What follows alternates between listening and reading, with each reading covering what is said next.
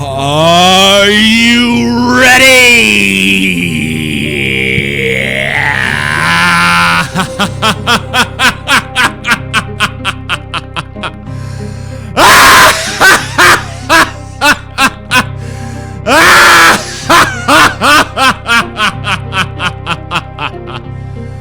Abandon motherfucking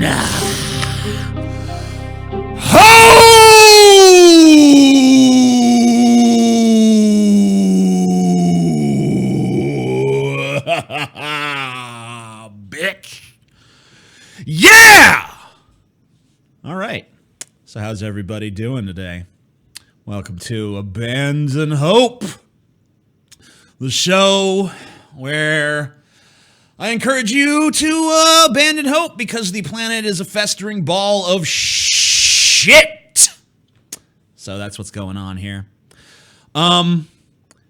We got some bullshit for my shilling needs and your annoyance. You can now give me bullshit through Streamlabs. The link is the first one in the description section down below. And for those of you wondering where the butt of the day is, it's actually tethered to the Streamlabs thing. So that's how you see it. You gotta fucking give me money now. So I don't know. And your comment will appear on the fucking screen and shit, and it'll be all, you know, it'll be neat, whatever. You know, you'll see when you do it. Also, special treat for those who donate $6.66. If I set it up right, which there's a 90% chance I didn't. But possibly there's a cool little treat for those who donate that particular amount. A little bit different than the other amounts you could possibly donate. Oh yeah, that's true. That's very true. So anyway, I'm not going to do too much shilling. Actually, I am. That's a lie. You know. YouTube is mean to us creators these days, man. It's mean to us. You know how it is. It's tough times. Tough times on the YouTube these days. So this bullshit here that's on your screen, I don't know how well you can read the actual comic, but you can tell that's one ugly fucking bitch holding it up. Why she felt the need to put this comic on a placard? Well, it's because of all the free speech stuff. Gonna take a look here. This is let me give you guys some fucking context on this. All right, let me give you some fucking context. Lately on Twitter, I've been talking about freedom of speech a lot. It's become kind of a little pet issue for me.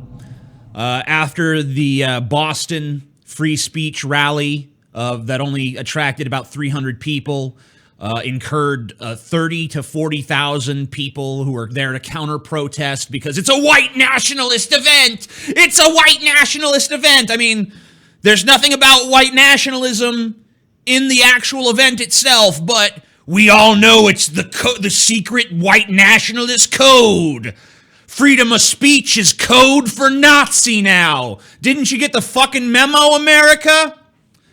So anyway, I've been making a lot of tweets that are very boldly in defense of freedom of speech, because that's kind of, I think, what's, I mean, if you fucking ask me what makes America fucking great in any way, what's the one thing America maybe has going for it? It's the idea that in America you could say whatever the fuck you want. That's kind of important, right? Sort of a little central tenet there. I mean, there's a reason they enshrined it right in the fucking First Amendment. Not that I don't really like the fact that people think freedom of speech is something that's derived from the First Amendment, though. It was important, that's why they put it there. The fact that they put it there isn't what made it important. Anyway, because I've been talking about freedom of speech, a bunch of whiny, fucking regressive left crybaby motherfuckers have sent me this fucking comic. This comic has been the bane of my fucking existence. This morning on Twitter, I fucking tweeted this horse shit and just mentioned, that this bitch looks like she has Down syndrome. And people are like, oh, well, you'll make fun of her appearance, but you say nothing in defiance of this comic. Oh, okay. So I'm supposed to fucking defeat this comic in 140 fucking characters, huh? That's the fucking standard.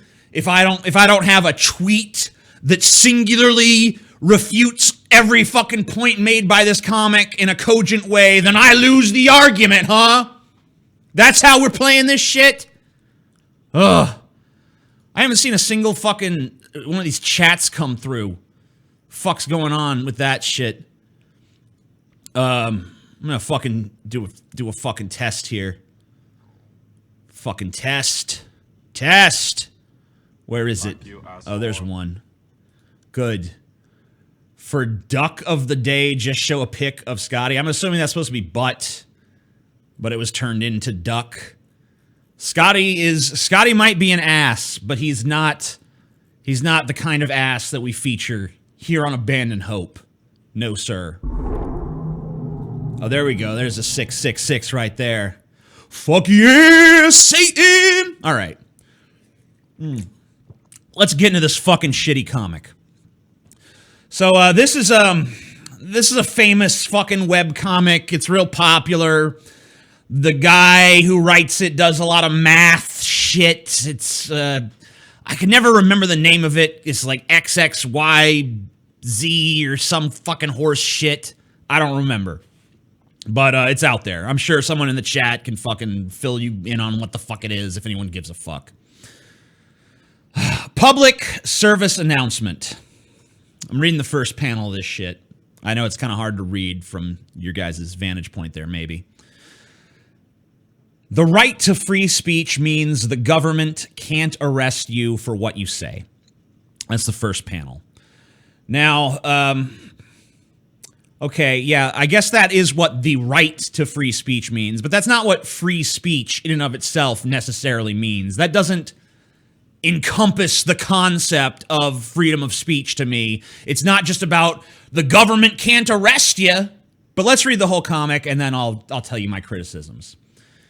It doesn't mean that anyone else has to listen to your bullshit. Okay, I agree, it doesn't. Or host you while you share it. Okay. The First Amendment doesn't shield you from criticism or consequences, right? If you're yelled at, boycotted, have your show canceled, or get banned from an internet community, your free speech rights aren't being violated. It's just that the people listening think you're an asshole and they're showing you the door. Okay, so what are my criticisms of this? First of all, think about all these banned books that we've had throughout fucking history. I mean, this comic is obviously written from the perspective of, I'm a left-winger and all these right-wingers are complaining about being censored, and they're claiming their freedom of speech is being impinged or whatever, but, in fact, it's just that people are showing them the door. People just are fed up with their shit and they're showing them the door. What about all these books that have been banned and censored in various ways, like fucking Catcher in the Rye and To Kill a Mockingbird and Harry fucking Potter? All those books have had big committees of people that say, oh no, you can't put that in this bookstore. There's tons of banned books out there, books that have been banned for various reasons. Is that no longer censorship? Is that no longer a threat to freedom of speech because the government didn't arrest those authors? Now it's okay? So are you defending the right of a fucking Nazi to go out and burn a fucking book and say, ah!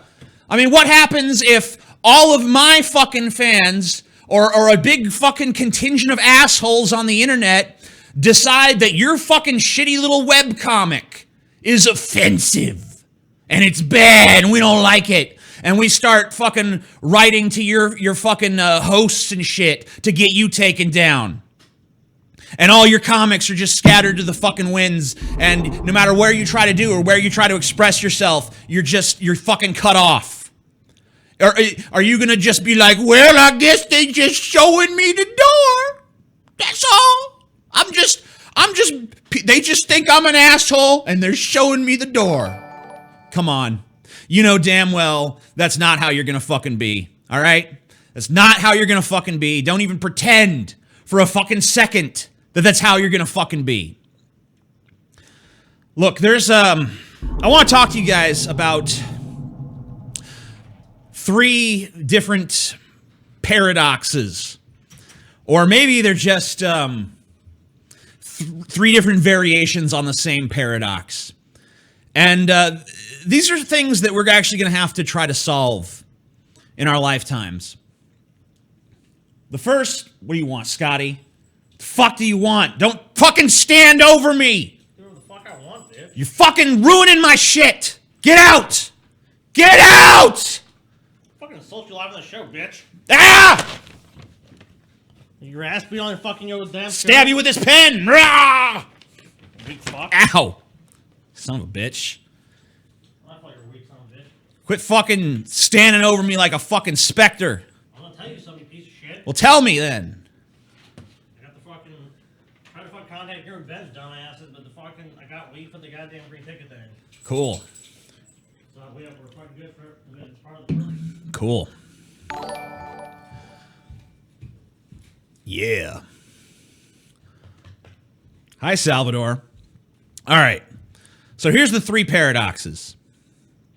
First of all, the paradox of freedom of speech. The question here is, and it was actually just posed to me recently, not for the first time, but for one of the times it's been posed to me. If you believe in freedom of speech and you think that's just a cornerstone of what makes a society good, is that people have the freedom to express themselves without fear. They have the ability to say what they want to say in an honest manner without fearing, being fucking killed or run out of the fucking town or whatever. If you believe that that's a crucial right, then how do you deal with the people who use their freedom of speech to attack freedom of speech?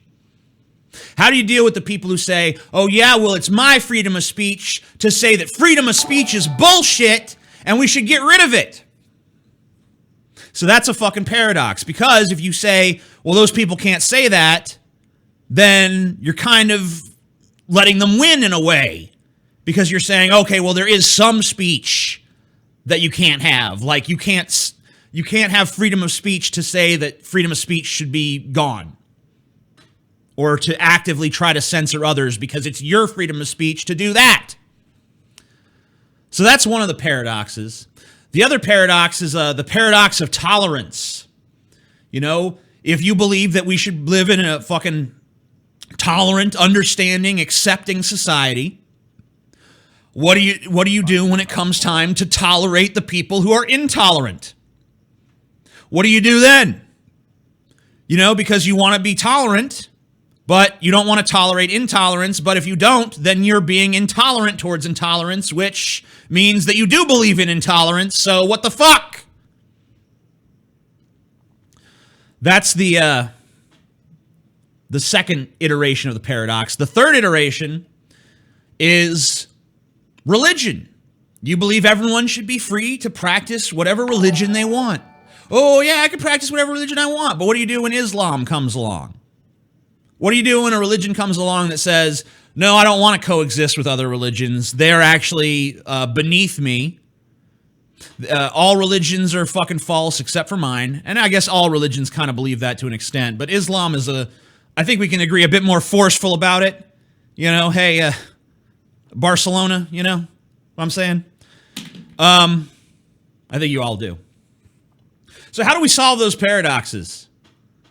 Because I don't have the answer, but I think we do have to come up with one, because all three of those issues continue to face us over and over again. And it just seems like the intensity and the frequency of us being faced with those issues is just getting higher, just getting more.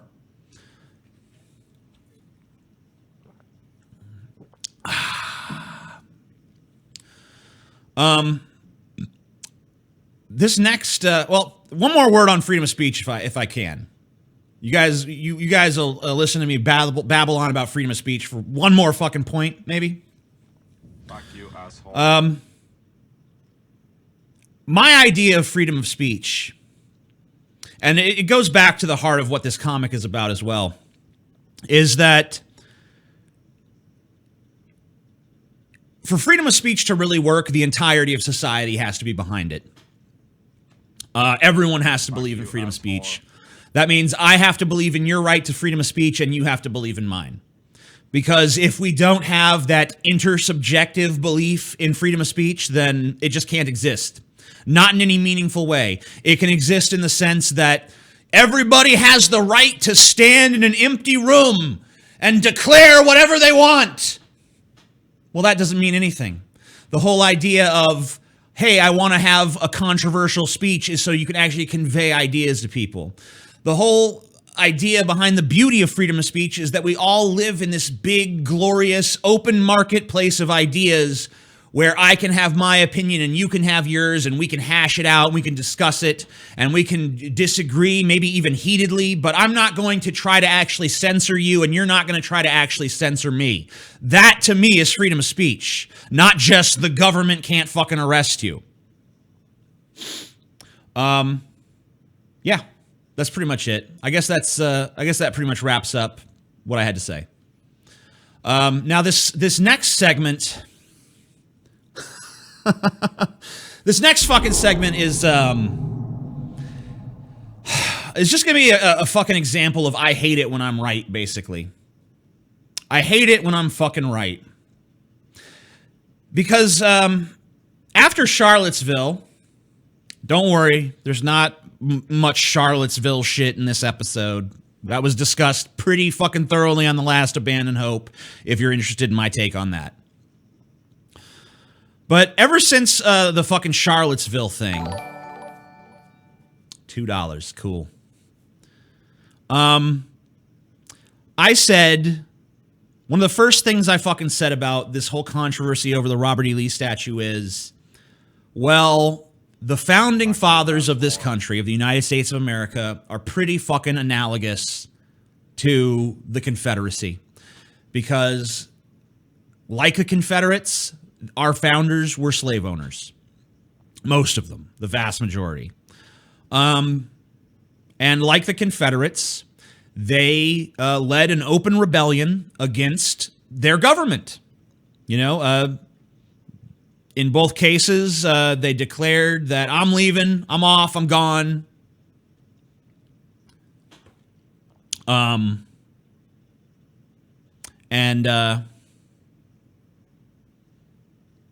I said that, the next thing these liberals are going to be doing is trying to tear down statues of George Washington, going after statues of Thomas Jefferson, things like that.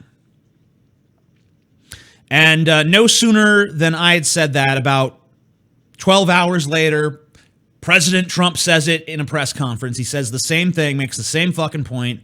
And a few hours after that, of course, they had Al Sharpton on TV saying, yeah, damn right, we should fucking tear that shit down. Yeah, our tax dollars shouldn't fund a Jefferson memorial. Our tax dollars shouldn't fund a Washington memorial.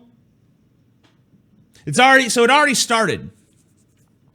And so, because my previous hypothetical point was defeated by actually happening or actually wasn't defeated, but was just no longer hypothetical because it was actually happening now, I went to a new hypothetical.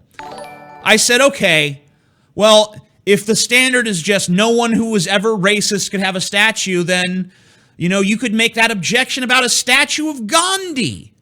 Statue of Gandhi. I think I said this on the last Drunken Peasants. You could object to a statue of Gandhi because Gandhi had racist views. Well, over in Ghana, there's a call to remove the Gandhi statue over Gandhi's racist views. Now, I really shouldn't do the quotes there because, okay, Gandhi did have some racist views towards black people. He did. You know, he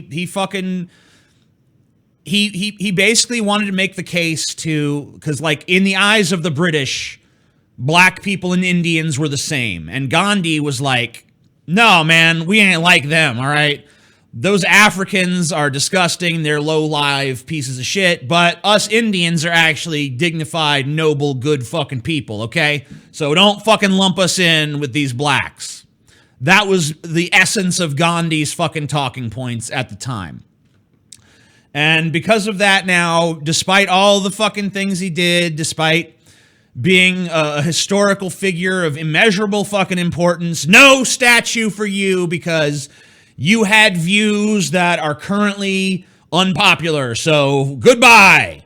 Goodbye, Gandhi. Fuck off. Ben Kingsley should be fucking ashamed for portraying this Klansman, the fucking Mahatma Gandhi. He's a piece of shit. Oh, he's a piece of shit. I mean, I don't know what else to say. I just can't believe it. I mean, like, I guess I should stop talking about this because it seems like everything I fucking say about this statue issue just comes to pass. So, I mean, what I really want is build a statue inside my house that's made out of money that just shits and spits out $100 bills constantly at a fucking immeasurably fast rate.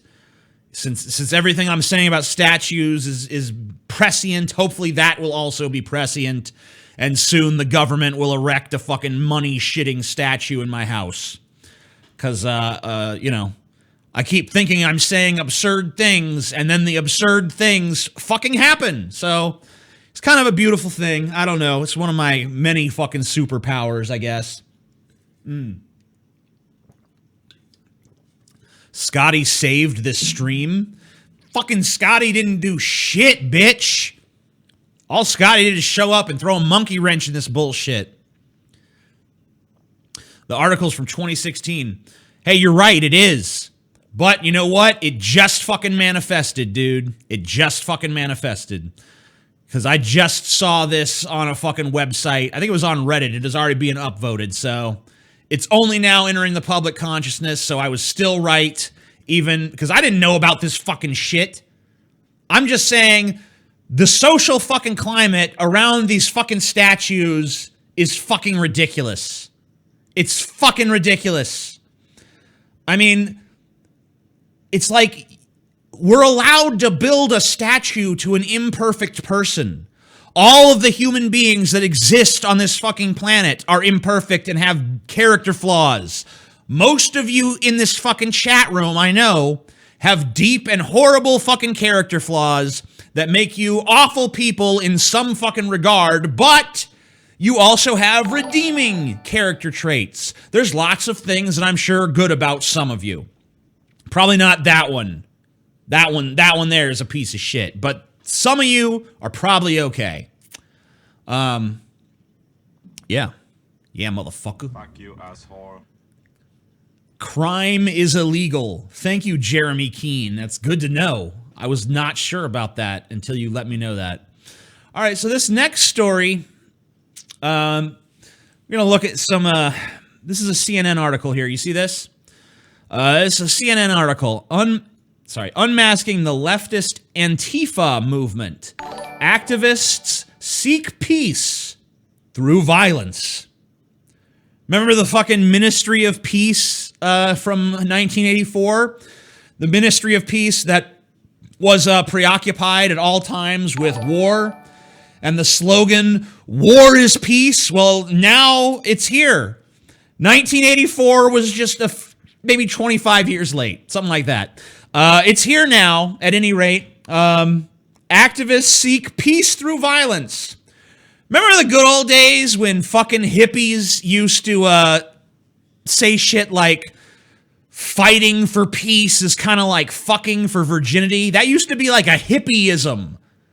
That was when, and now the left is like, peace through violence! Peace through violence! What? No. No. Peace is the absence of violence. You know what? You know how you fucking demonstrate for peace?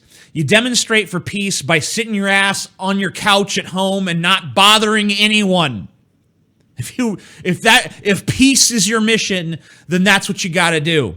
Sit around and don't do shit. If everyone in the world was just sitting around on their couch not doing jack shit, well, we'd all starve, but there'd be peace. Okay.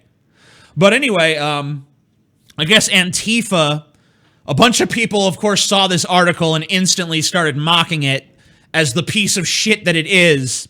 So Antifa's like, hey, people are saying that this whole peace through violence thing doesn't sound good. And then, so Antifa went to CNN and said, hey, we don't like this headline. And you know what CNN did? They fucking changed it. Isn't that cool? Isn't it cool when you're a fucking violent organization that goes around throwing piss on people and smashing out car windows and doing all kinds of horrible, heinous, evil shit, but you can go to the fucking one of the major news networks of the land and tell them, hey, that story you wrote about us, change that shit around. We don't like that headline. We don't like the way you wrote that. Change it. Change it, CNN. And CNN's like, okay, Antifa, we're sorry. Why don't you just call yourself fucking Antifa News Network, you fucking bitch-ass motherfuckers? Oh. Super chat, super chat, super chat.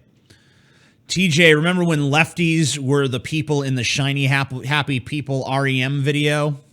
No, but mostly just because I don't remember that fucking video. Come on, guys. Just really fucking think about this for a second. Think about the fact that Antifa has the ability to go to CNN and say, change your fucking headline, and they will do it. They will do it. Hideous. Just fucking hideous.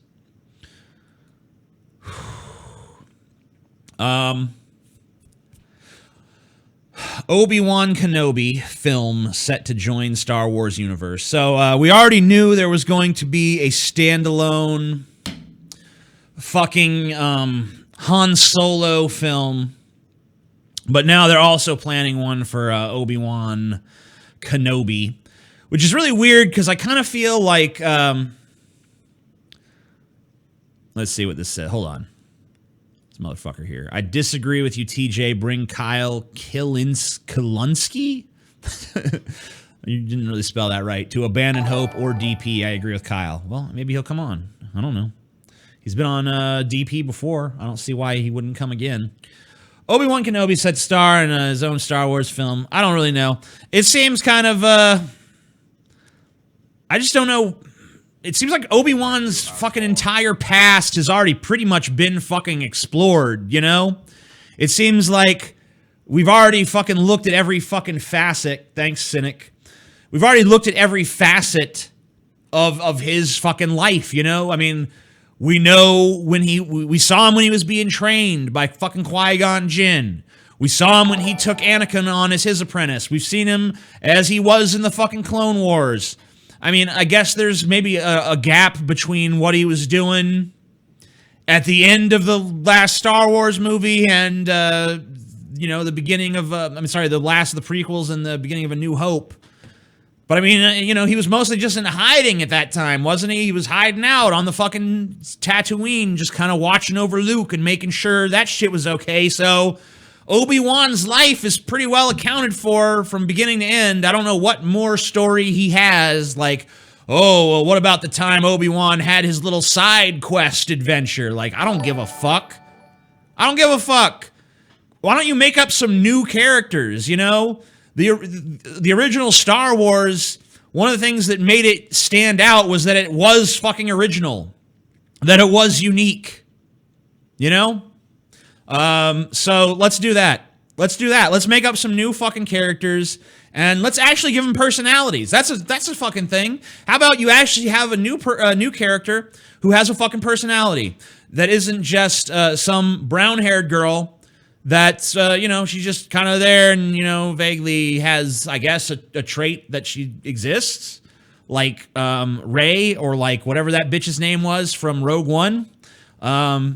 How about give them just like a little, like maybe a quirk, you know, maybe a couple personality traits. Maybe they're a hothead or maybe, you know, something, gambling problem. I don't fucking give a shit. Give them something to work with other than just, I'm a blank slate for adventure to happen to so the audience can project their own psyche onto me. I don't like that. It's lazy fucking shit. And for you guys that keep fucking giving through this super chat, like, why do you think Hollywood isn't making any new movies? All they do is reboot, remake, and recycle now. Well, yeah, that's kind of the fucking problem with Hollywood. That's kind of what I'm getting to. Thomas James Kirk, where in Mandeville did you drink? I never really drank in Mandeville. But you people that are given through the super chat here, here's another one, actually. Did you view Justice Dems as a party leaning towards SJWs or as a party of liberals? I feel like the Justice Democrats were maybe a little too SJW for me, but I liked a lot of their economic messaging and shit, and I think that most of it was pretty good. I mean, I guess that's still going. I don't know why I'm talking about it in the past tense. Hopefully that actually will have some sort of impact in 2018. But I just want to say to all these people who are given through the super chat and not through Streamlabs that 30% of everything you give is going to fucking Google. 30% of everything you give is going to Google, who just is shitting on YouTube creators right now. I do appreciate the super chats. I really fucking love that you guys want to support me in that way. But I just want you all to know that 30% of that shit goes right into fucking Google's pocket. So if you give $10 through super chat, Google's taking $3 fucking dollars. So fuck that shit. They don't deserve your money. They're rich enough. They're fucking all the content creators that you fucking like. So fuck them. I'd prefer you give through Streamlabs. Now, obviously, if you don't want to do that for whatever reason, I respect that. I just want to let you know so you can make an informed fucking decision. But yeah, how about an original fucking Star Wars film? How about an original fucking Star Wars film? That's all I'm asking you. You know, like they were talking at one point about they were going to make a movie about the bounty hunters of the Star Wars universe. It was going to be a movie centered on bounty hunters. And it wasn't going to be like a Boba Fett movie or something. It was just going to be bounty hunters in general. And they were going to have some unique original bounty hunter character or some shit. Make that. That sounds fun. You know, let's explore. There's a whole fucking Star Wars universe, isn't there? Like, so can't we fucking stop with this obsession with the same fucking 6 people? I don't give a fuck. All right? Move on. They had their fucking time.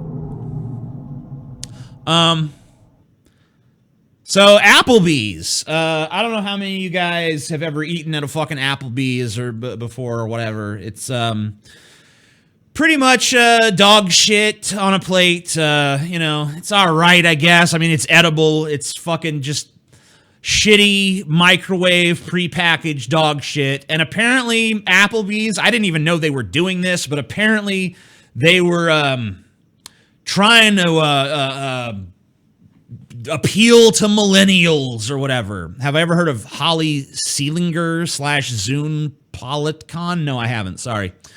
Thank you for the $10. Or I actually thank you for the $7. Because Google's taking the other 3.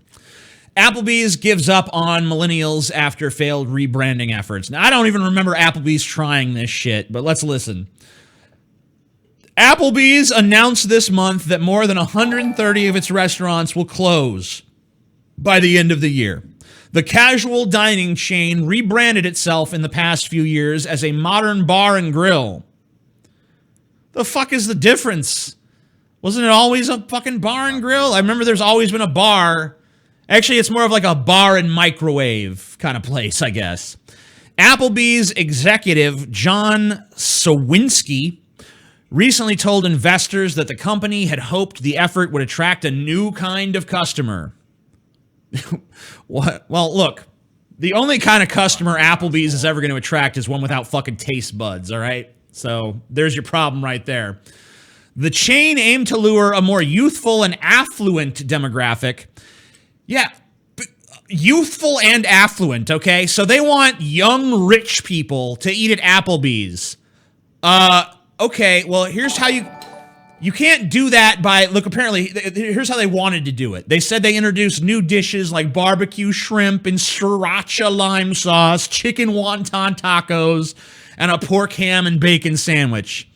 So, they thought they were going to attract young, rich people because, ooh, we put some sriracha on it, you guys. Yeah, the young people love the sriracha. They're going to fucking come in droves. They're going to be fucking banging on the door of Applebee's trying to get that fucking sriracha. What? All right, here, Applebee's. Here's what you could do. Throw your fucking microwaves the fuck out into the damn street and create a menu that actually has to be cooked by, like, chefs. And then maybe you can attract better clientele. You can say, hey, hey guys, it's Applebee's. Remember us? Well, guess what? We're no longer just microwaved fucking prepackaged bullshit. Now we got real food. Maybe that would have got them. But you adding sriracha and some disgusting fucking pork ham and bacon sandwich? Like, all of those things are good. And maybe on a super gluttonous day, all three together would be like, okay, fine. But just in my day-to-day life, I don't have like, I want pork and ham and bacon all at the same time on a fucking sandwich right now. Where can I get that? And not only that, I don't want it to be fresh cooked. I want it to be prepackaged and heated up in a fucking microwave. Where can I find it? The only place, my good sir, is Applebee's. To the Applebee's! So apparently Applebee's added all this new shit to their menu in some fucking futile attempt to appeal to the rich young people of America. And didn't work. In fact, all it did was alienate Applebee's core demographic of people who were just confused by the new menu items. They looked at like, oh, what? Sriracha? Who ever heard of a sriracha? I'm scared, Harold. I don't like Applebee's anymore. Let's go to Chili's, you know? Fuck Applebee's. Come on. Come on, you silly fucks.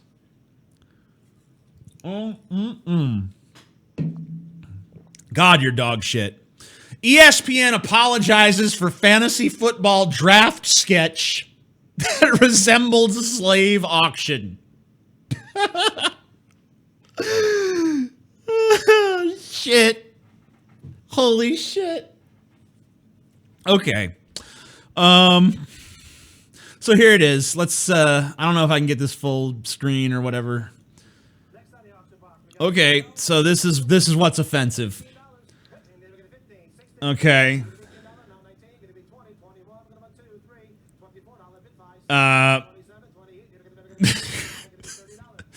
So, it's a bunch of white people bidding on a black man. Who will buy the black man? Oh, it's so offensive. It's so racist. Oh my God, it's disgusting. Have you ever seen a more disgusting display of white supremacy in all your life? This Rashad Drakeford is real fucking pissed at this, guys. So ESPN thought it was cool to have mostly white men auction black men for fantasy football. I mean, that's what fucking, look, That's what the actual draft is. It's a bunch of white team owners and shit trying to figure out how much they're going to pay for to a black dude to be on their team, okay? And so that's what fantasy drafts are. And, you know, like, how's it fucking racist? These fucking football players, they're making giant fucking boatloads of fucking money. Even if they're like the most obscure fucking position on the team, still making like $500,000 and shit. So how is that bad exactly? I mean, like plenty of the fucking players that you can get on your fantasy team are white dudes. So it's not like a place where white men just, you're not fucking picking them to fucking work the fields or some shit. You're picking them because you want them to fucking win at the sports ball game that they're handsomely compensated for voluntarily fucking playing. So fuck you, Rashad Drakeford, you oversensitive little ninny bitch. Okay. Just wanted to get that. Just want to get that out. You know, exercise them demons. That's all I had to do. I had to do it. Okay, here we are at everyday feminism. Everyday feminism. Because feminism is so wonderful that we gotta have it every single solitary fucking day. Now, this is a comic. No Hope for Humanity. That's good, Tyler, because that's what this show's all about, bitch. It's called Abandon Hope for a fucking reason. It ain't just a cute little fucking reference to the fucking divine fucking comedy or whatever the fuck. No, it's a fucking genuine endorsement of the concept of abandoning hope in this species and just being entertained by our downfall, as we were taught by the great Lord George Carlin, the greatest philosopher of the modern age. That's what you gotta do. Just recognize that it's a fucking car wreck, it's a train wreck, it's a fucking nuclear bomb going off in your face in slow motion, and you might as well just enjoy the fucking spectacle because the chances of it all turning out okay are basically fucking zero. This is a comic called The Misadventures of Light-Skinned Lexi, a story about colorist microaggressions. That's right, colorist, bitch. Read that shit and weep. No, really, weep. Because you should. TJ, you hate cyclists because you're too fat and lazy to use a bicycle. Actually, I'm too considerate to hold up traffic by riding around on a bunch of fucking pipes, okay? They're bullshit and they're bad for you, but thanks for the $5. I do appreciate it. I'm going to use that $5 to buy disgusting, high-calorie, low-quality food and get even fatter and fucking even less likely to ever fucking ride a bicycle again in my existence. This is a comic called The Misadventures of Light-Skinned Lexi, a story about colorist microaggressions. Now, the first thing you'll notice is the art is fucking amazing. Wow! Look! Isn't it cool? Isn't it cool? Hey, you see my mouse here? Look, that's this one here. This is Light-Skinned Lexi. The Misadventures of Light-Skinned Lexi by Nico Dakumos and Christine Denweth, because it takes two people to create a comic of this magnitude.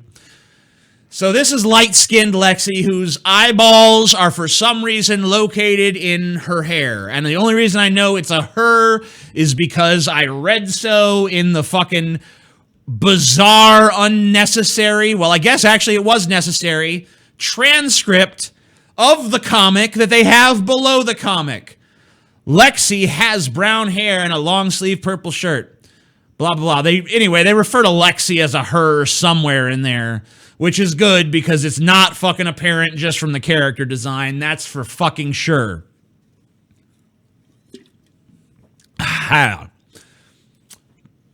So this is Lexi right here saying, thanks for letting me stay with you until next semester starts. And Lexi's buddy there says, you're welcome, Lexi. And then they're just going down the road smiling. This bitch has a fucking vacant, fucking empty-eyed smile on her fucking face. And Lexi says, I figured as a thank you, I'd show you around my hometown and you can meet some of my old friends. Okay. So then the very necessary panel of them parking the most shittily drawn car in history. And then Lexi reaches out like a giant to grab this person because the perspective is totally fucked. And then Lexi says, hey, Catherine, this is Catherine. I'd like you to meet Jazz. This is Jazz. Catherine says, hey! What is that? $10? Cool, thanks. And then Lexi says, I love Jazz. They're basically a darker me. Oh, no, you didn't, Lexi. Oh, no, you didn't. No, you didn't. Lexi. Hell no. Hell no, Lexi. So Jazz and, what was it, Catherine, Jazz and Catherine, fucking pissed. They are fucking pissed off. And Lexi is like, what? What did I do? Which I think is actually a fair question. But Lexi does what any of us should do in a situation. Consult the internet and treat its words as divine. Later that night, as symbolized by this Lucky Charms marshmallow, Lexi is on her shittily rendered laptop and says to random nondescript internet land, what's wrong with saying someone is like a darker me? Then Tasha says, what you said perpetuates colorism and others, dark-skinned POC. Well, actually, no, it doesn't. It doesn't perpetuate colorism or any of that shit at all. It's just making a note of, like, this person is much like I am. The biggest difference that even exists between us is that their skin is a darker shade than mine. But I meant it as a compliment, said Lexi. And then Alex chimes in and says, by labeling that as a compliment, you play into the white standard of beauty, the lighter, the prettier, which is messed up. No, because Lexi at no point said, this is my friend who would be as attractive as me if, in fact, they were as light-skinned as I am. Nothing about what Lexi said inferred, implied, whatever the fucking correct word is, that Lexi was more attractive because her skin was lighter. That was not inferred in any way, shape, or form. I want you to think about this bullshit before we finish this comic. Just think about the fact that this comic is fictional. This comic had an opportunity to put 1,000,001 insensitive things in Lexi's fucking mouth in this panel to offend her friends, and this is what they came up with. This totally innocuous, innocent fucking comment was the best that they could fucking do when they're making it up. How sad is that? All right, so this last person here says, you need to apologize to whomever you said that to. They need to know you value the beauty of everything about them. Celebrate. Don't differentiate. Remember those words, folks. Celebrate. Don't differentiate. Lexi learns her lesson. She said, hey, Jazz, I'm really sorry for what I said today. I was wrong. Jazz says, look, I forgive you this time, but if you do it again, we can't be friends. You know what? That might seem harsh at first, but honestly, with that sort of colorist attitudes, Jazz would have been totally in her rights to say, fuck Lexi, and throw Lexi out on the fucking streets like the piece of shit she is. You mean too much to me. I'll be better for your sake. Yeah, well, apparently you don't mean that much to her if one little fucking off comment, which wasn't even an off comment, is enough to make her say, our friendship is done if you ever say anything that even mildly annoys me ever again. All right, but here's the thing I really want to draw your attention to, guys. This is the fucking panel that teaches us the moral of the story, right? You need to apologize to whomever you said that to. They need to know you value the beauty of everything about them. Celebrate. Don't differentiate.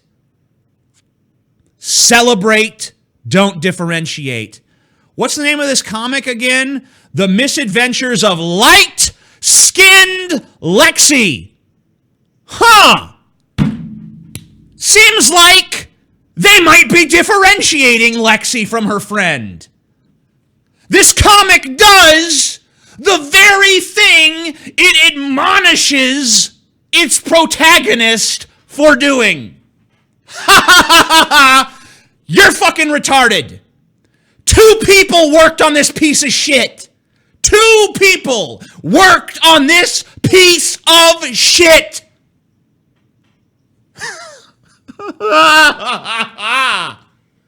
How is that fucking possible? And you know what? You know what's even sadder? Look at the quality of this art. The person who drew this lists their occupation in life as an illustrator. If this is the level of your artistic talent, you're not a fucking illustrator. Sorry. Sorry. You're just not.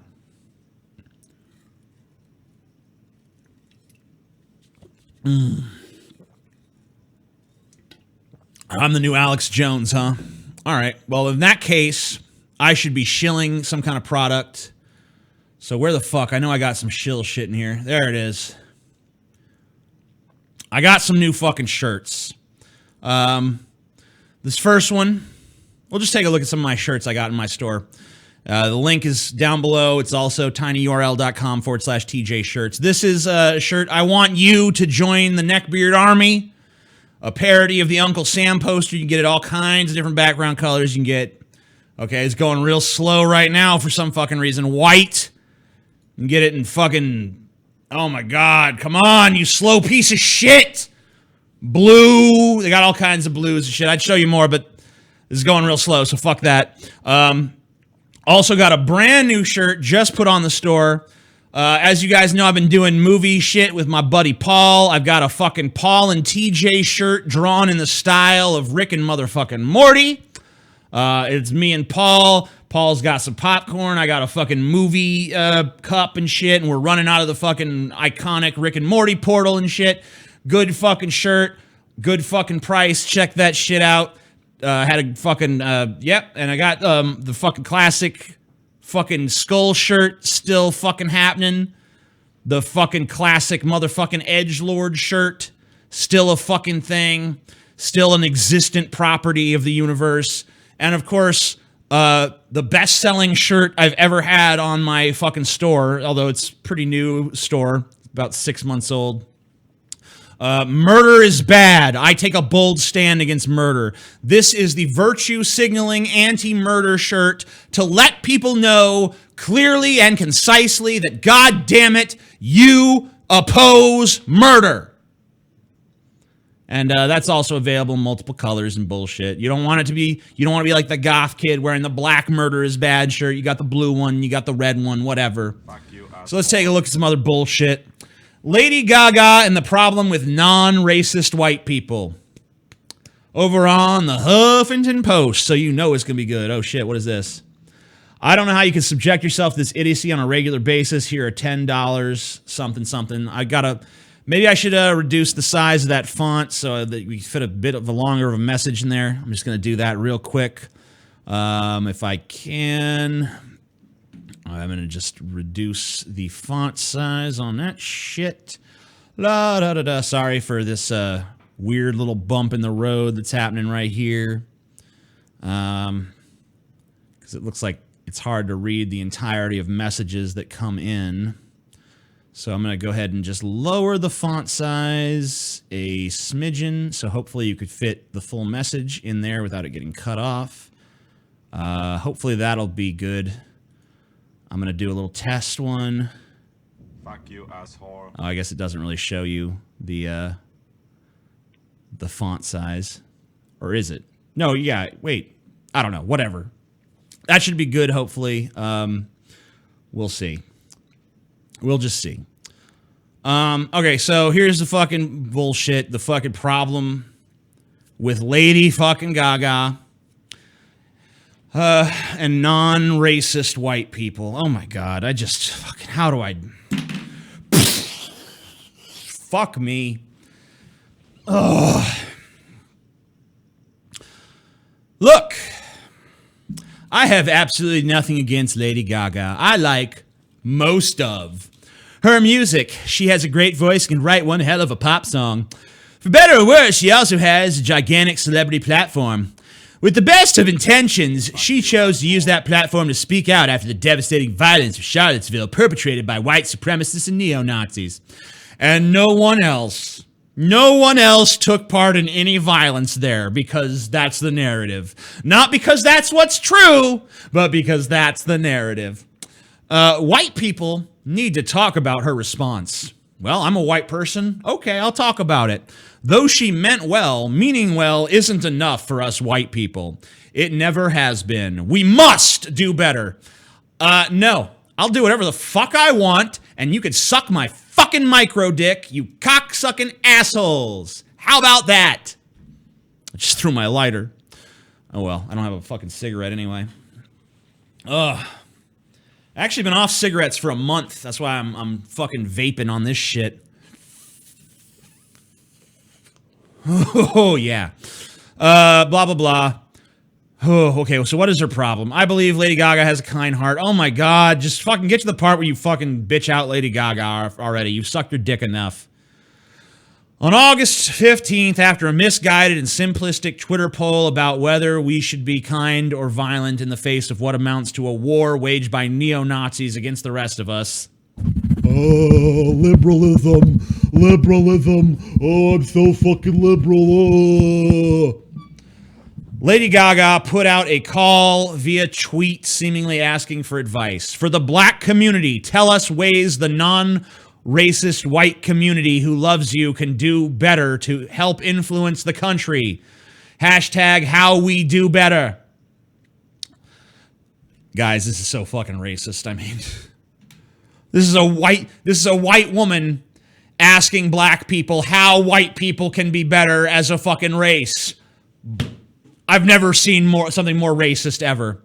Again, despite her best intentions, Lady Gaga's tweet is a prime example of what we white people need to stop doing immediately. For starters, she asks the black community what she/we can do, effectively putting the onus for solving the problem back on those most directly oppressed. Yeah, I guess that's one way you could look at it if you're a fucking retard. Actually, what Lady Gaga did was put black people in a position of authority over white people. She basically went to them and said, okay, black people, what can we as a stupid race of white morons possibly do to fucking oblige you? How can we possibly placate you and your fucking obvious out of control anger towards us? Please tell us. Please instruct us, black masters.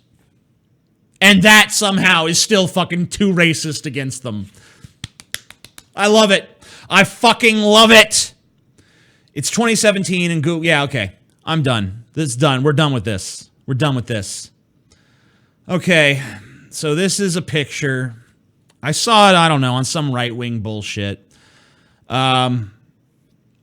This is a guy on Twitter. He says, daily reminder that if this makes you uncomfortable, you are a KKK Nazi bigot racist. And here's some pictures of some protesters, left-wing protesters. There's one that says, this Jew will replace you. Another one that says, lol, your grandkids are going to be brown. Another one of a woman carrying a sign that says, we are replacing you. I don't know what the fuck these people are doing. Doesn't even really seem like much of a big deal there. And then there's this fucking kill whitey motherfucker. So, are these people fucking ridiculous? Yes, they obviously are. I'm sick of it. I'm fucking sick of this fucking nonsense. I don't really even have a fucking horse in this race. I didn't procreate. I don't plan on ever procreating.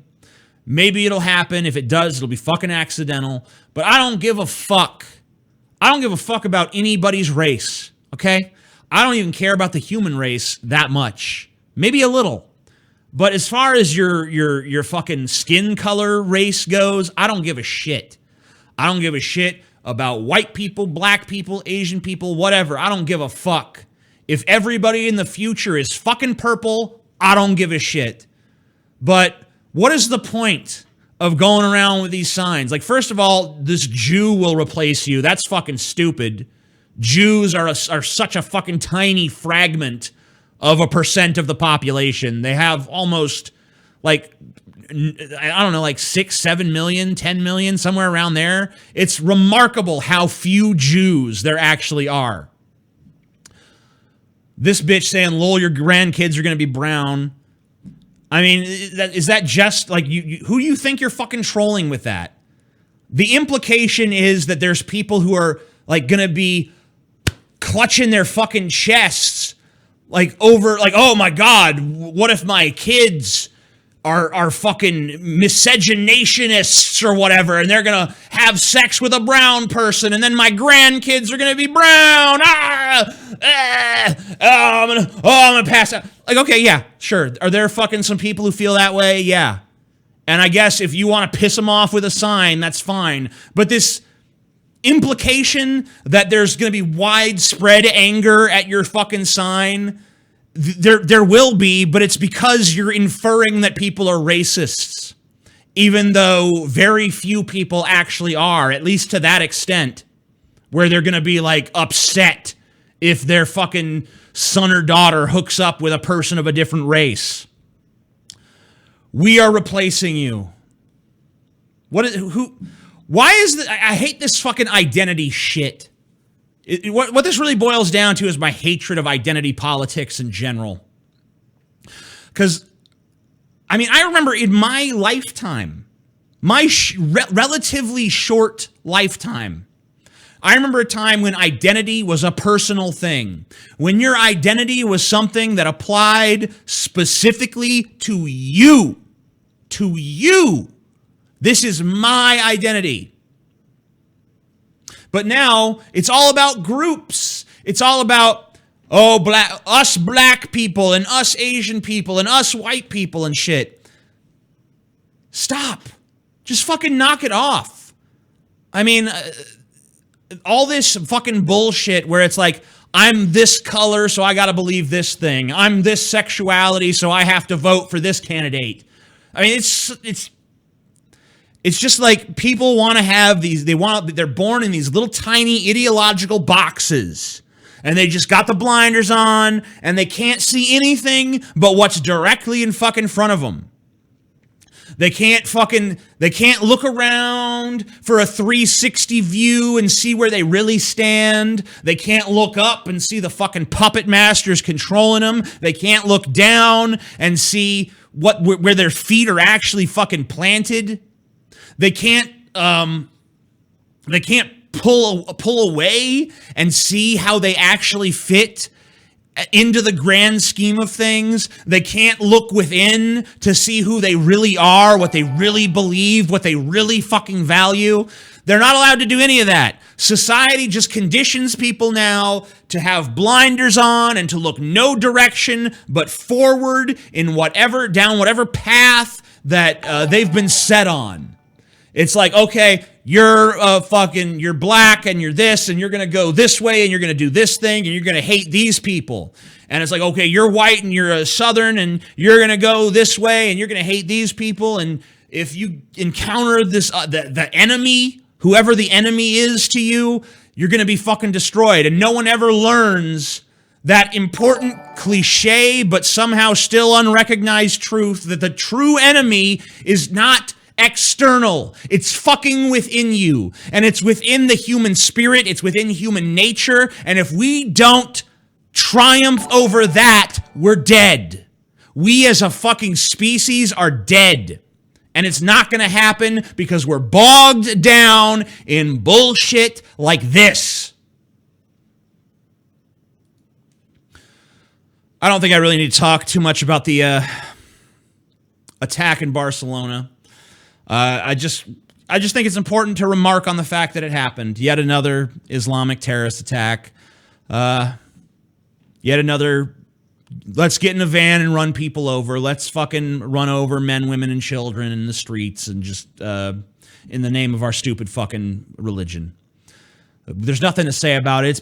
I've said everything that could possibly be said. It's happened a million times.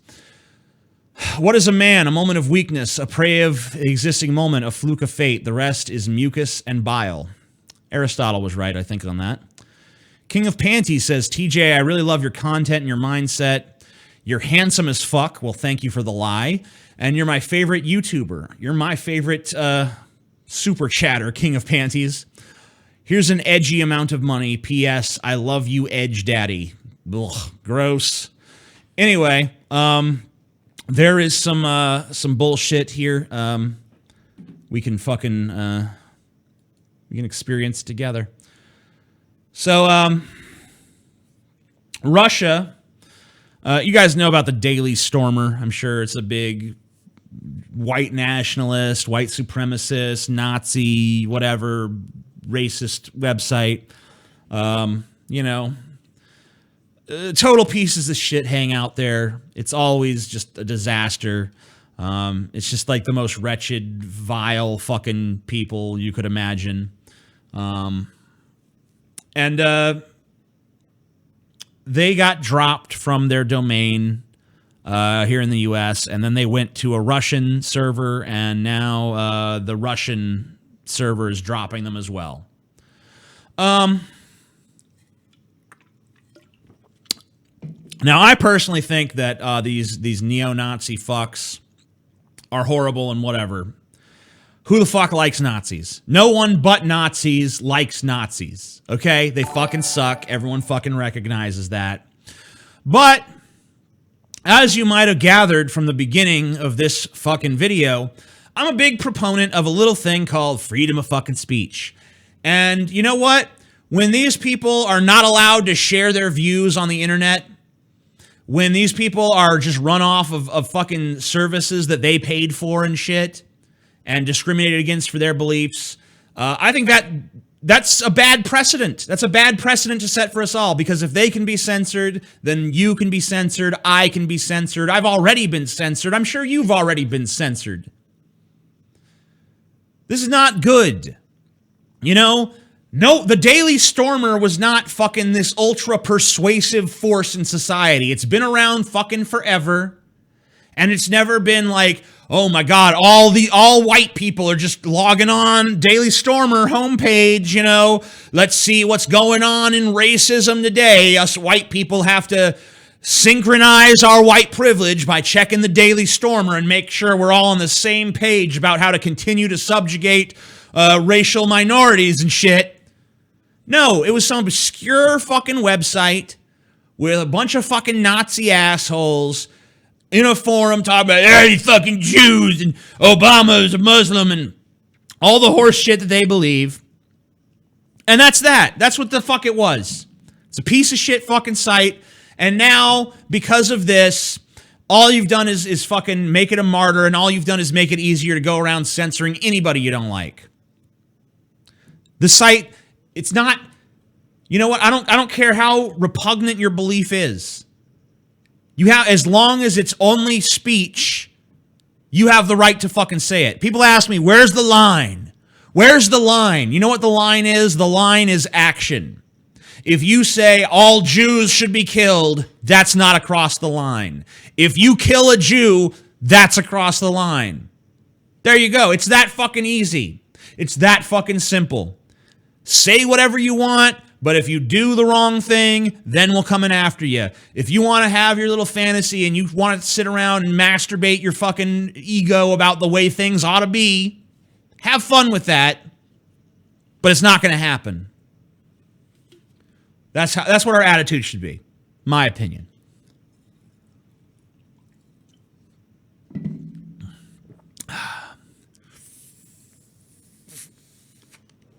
Okay. I'm gonna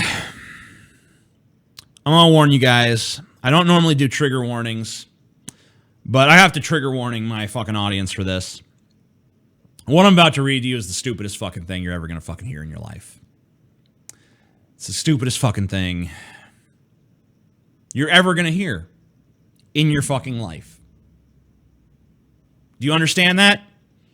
You know going into this, like, all the shit I read before, as cringy and horrible as some of that shit was, this is worse. It's so bad, I don't even think I'm going to get angry at it. I think I'm just going to despair. I think this is going to be the one that maybe breaks me. This is why consent doesn't exist for disabled folks.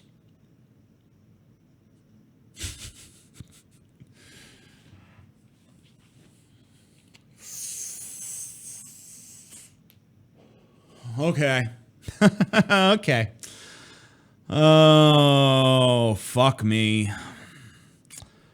Here we go. Forced intimacy is a term I have been using for years to refer to the common daily experience of disabled people being expected to share personal parts of ourselves to survive in an ableist world.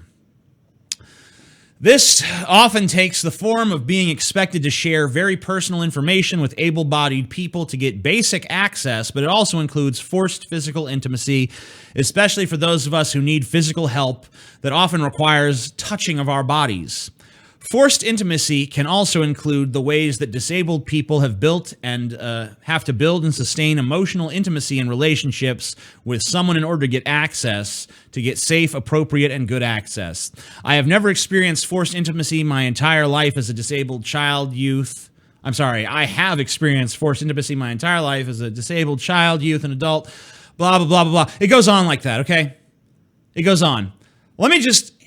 You're probably wondering, what the fuck is this even talking about? Let me explain to you what this person's position actually is in a succinct way that isn't wrapped in a bunch of feminist bullshit jargon, because I've read this entire article. This person is of the position that because disabled people need help from other people, that's a violation of their consent because they don't have any choice.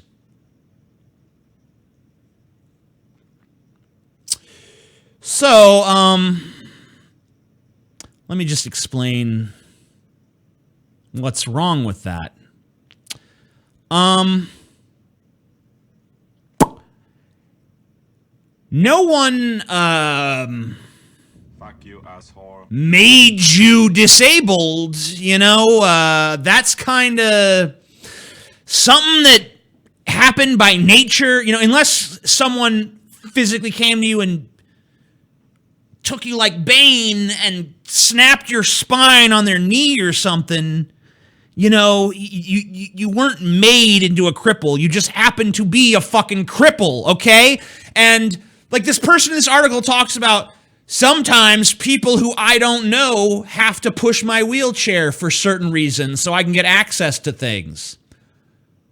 That's not the fault of the fucking world. No one designed that as a society, okay? You happen to be crippled, so that's your fucking cross to bear. What are we supposed to possibly fucking do to change that? How are we supposed to fucking fix this problem for you?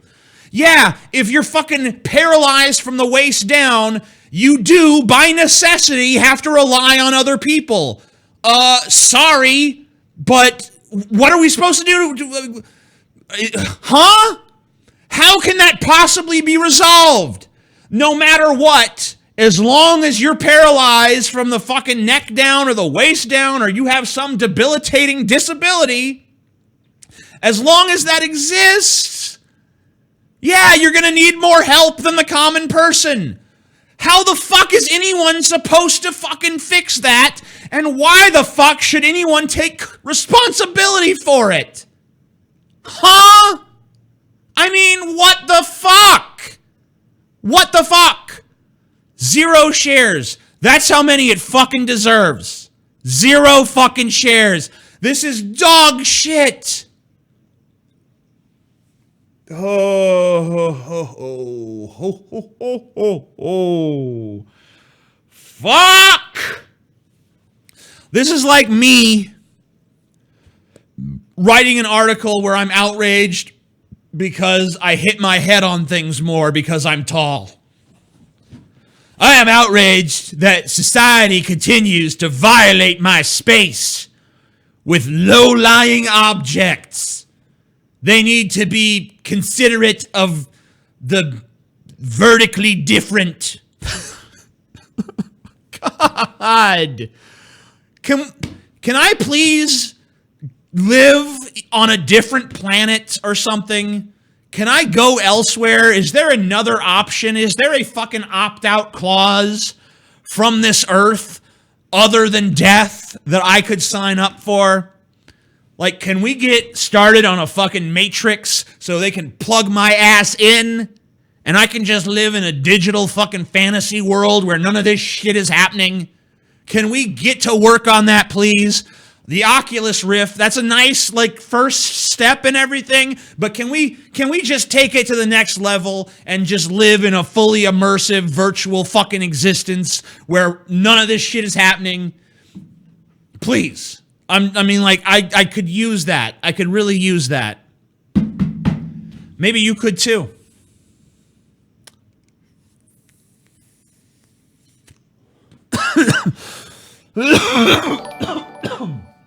All right, here's yet another fucking article from our good friends over there at God, they suck. Everyday Feminism. Race Matters, a story about white privilege. Written by Sachi Ferris, illustrated by Kayan Chong Miao. I'm probably racist for saying it like that. Race Matters, a story about white privilege. Well, you know what? At least this motherfucker can at least kind of fucking draw. This is Jamal. He grew up in a federally subsidized one-bedroom apartment in the Bronx. This is David. He grew up in a federally subsidized one-bedroom apartment in the Bronx.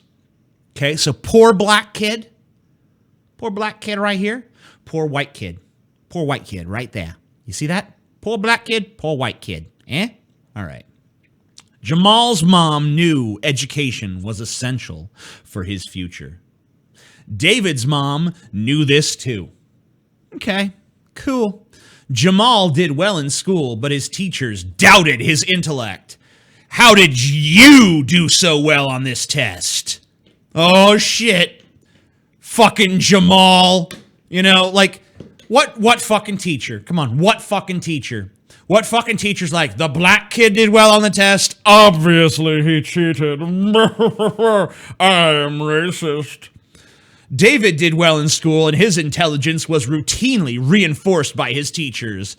You're so smart, I'm going to recommend that you skip a grade. Yay! Look how much easier things are for David now that they're both out in the fucking real world.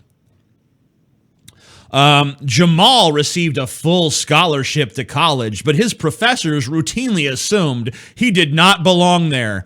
And then they have the white college professor saying you're only here because you're black. Yeah, have you guys over at Everyday Feminism seen the actual videos from college campuses where huge coalitions of angry black students storm into the classrooms and call the white professors racist and scream at them and threaten them and say, we gonna have a potluck and you gonna pay for it. That's a real fucking thing. That actually happened. First of all, that stupid motherfucker doesn't know what a potluck is, because if you have a potluck, everyone brings something. But yeah, that's what really goes on college campuses, okay? Black students use the fucking you're a racist card to get whatever they fucking want out of white fucking professors. There's no white professor just casually like, you're only here because you're black. Blah, blah, blah, blah, blah. This ain't 1936, bitch. Things have changed. David received a full scholarship to college. When he failed out, his professors made excuses for him. Why'd he fail out? He was doing well in school. Look, you're an incredibly smart kid. You just had some bad luck. I'll talk to the dean and see if we can give you another chance. Oh man, it's so easy when you're white. So easy. It's just, being white is just life on fucking easy mode. This money could have gone towards a few packs of cigarettes, but I feel that your channel and your free speech is way more important. Thank you so much. I'm sorry about your text cutting off there. I'm going to fix that in future editions. I'm still learning the Streamlabs shit. But I really do appreciate that shit so much. So let's continue with our comic journey here. It took Jamal almost a full year after college to find his first job. Dear Mr. Jamal. Wait, Jamal is his last name? His name, so wait. What's his first name then? What? Dear Mr. Jamal? What? You don't Mr. First Name. Okay. I regret to inform you have not been selected for this position we've received. Yeah, okay.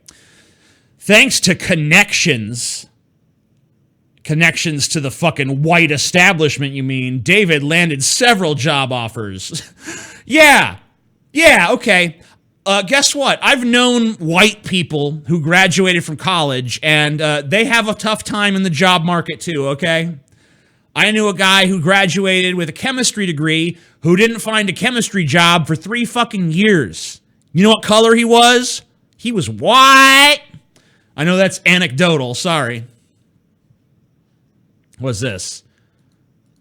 If you don't want me to give to Google, send me a different link. Hop on it, TJ. It's the first link in the fucking description. I told you that shit. First link in the description. Here, it's fucking streamlabs.com/The Amazing Atheist.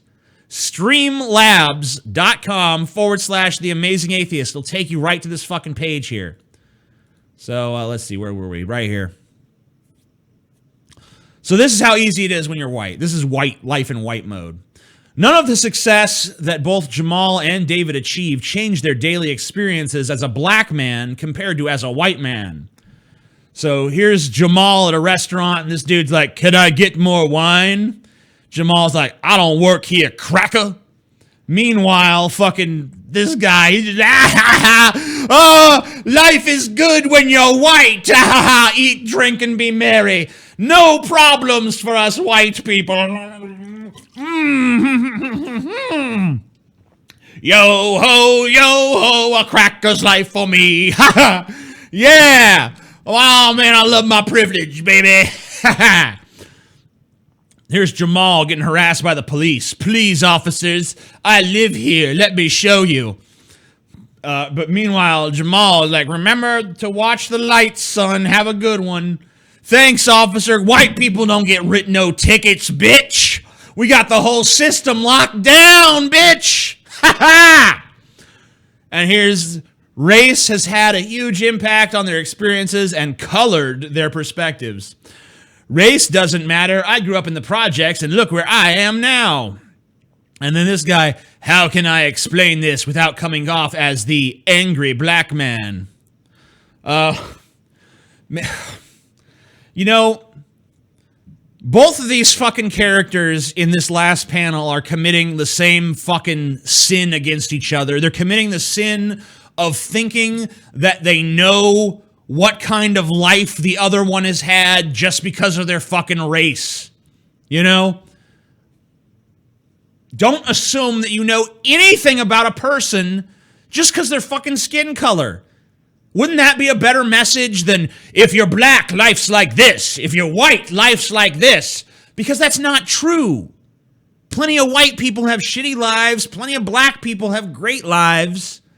It's not, your destiny in life is not defined by your fucking skin color. It's just not. Oh. Son of a bitch. President Trump to announce Afghanistan war strategy on Monday. I don't have a lot of Trump stuff on this episode. I think this is the only thing I have about Trump. And it's really kind of tangential in its relationship to Trump. Greetings from New Zealand, faggot. Thank you. I really only have one thing to say about this, honestly. We've been in Afghanistan for 16 years now. 16 years. And now we're announcing a new strategy in the war. Well, here's my idea about the fucking strategy we should have, okay? Let's get the fuck out. Let's get the fuck out. Why are we still fucking there? Let's go. We fucking... Osama bin Laden is dead. The Taliban's fucking gone. Afghanistan is just a fucking shithole that poses no threat to anything. Certainly doesn't pose a fucking threat to us. Let's get the fuck out. What are we still fucking doing there? I understand immediately after 9/11, oh shit, we think the bad guys are in Afghanistan. Let's go get them. We went and we got them. Actually, they weren't even there. Fucking Osama was in fucking Pakistan, so whatever. Our whole pretense for being there is gone, so let's leave. But we can't because, oh, well, there's a lot of minerals there, you know? Very, very lucrative mining rights. Like, oh, yeah, because it's the job of our troops to go over to Afghanistan and secure fucking minerals for fucking private businesses here in America. No. Fuck off. That's not our fucking job. If these private companies want to go exploit the plant genetic resources of fucking Afghanistan and shit, they could fucking, if they want to exploit the mineral rights and shit, they go over there. You get your own little private fucking army and go do it yourselves, okay? The U.S. Army is not your fucking puppet. Well, actually it is, practically, but it shouldn't be. Let's get the fuck out of Afghanistan.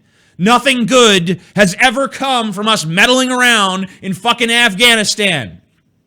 All it is a big wasp's nest that we just keep poking with a fucking stick. Leave it alone. Let it languish in its fucking stone age. So this I have to put headphones on for. I'm going to play this little video here. Oh, yeah. Taliban ain't really gone, fool. Well, you know what? If it ain't gone after 16 years of us trying to get it, then maybe we just suck at getting it and we should just fucking give up and walk away. How about that? There you go. Well, I got to be honest. If we have fair elections in 2018, I literally have zero worry that Democrats are going to gain the House. I mean, literally zero. I think Democrats, if anything, might be a completely dead party after the 2020 presidential election, but we'll see. Because of the immense fucking popularity, of course, of Donald Trump. What so popular, so loved. What I'm concerned about, because I agree with you about uniting as Trump supporters and using that momentum to ensure. What momentum? What momentum? I mean, look, I understand when you guys took the White House and it was not expected by any of the mainstream media and pundits and shit, and you guys did it anyway. I understand in that moment why you're like, yeah, the fucking momentum. You asshole. The momentum's on our side. Yeah. Oh, yeah, the momentum's on our fucking side, bitch. I understood it then. That made sense. But I don't understand it now. I mean, your guy's a lame duck. He ain't done shit. He fucking sucks. Even if you support his agenda, he hasn't accomplished any of it. None of it. So why? Why this fucking persistent dick sucking of fucking Trump? Like, oh man, he's so amazing. He's doing such a good job. He's not. Where do you get this fucking shit? Sure that we have a good Congress for the next Congress, but what I see coming down the pike, people attacking you, saying you're alt-right. We're seeing how they're trying to demonize the alt-right, something they created to pose against their other created group, Antifa, and thus try to spark the Civil War. That's how they're doing this. And okay, calm down. Just, I mean, I agree with some of what you said there. There's a kernel of truth in there somewhere, but you're taking it way too far. And also another thing I'm worried about is fake Trumpers. I can see them posing fake Trumpers that are really GOP establishment members trying to get in there and to try to sully Trump's regime from a Republican perspective. Regime? Wow, that was a little bit uncharacteristically honest. How do you avoid them trying to demonize you by labeling you alt-right? And how can we tell a fake Trumper from a real Trumper? Well, Oh my God. You can't hear it? What do you mean you can't fucking hear it? I'll turn it up then. There you go. Maybe you'll be able to hear it now. The left has already been attacking me, my wife, even my 2-year-old daughter, and they've already been calling us all sorts. Oops. What the fuck happened? No. Of names. Well, now hold on now, Michael. They're attacking your wife and daughter because they're tolerant and they want to treat everyone fairly. Okay, so come on.